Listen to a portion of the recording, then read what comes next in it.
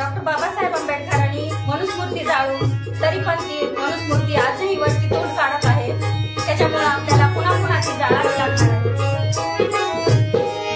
अशी कशी रे तुझी हिंदू धर्मनीती, अशी कशी रे तुझी हिंदू धर्मनीती, कशी कवा तुला ती झाली रगतभीती, कशी कवा तुला ती झाली रगतभीती.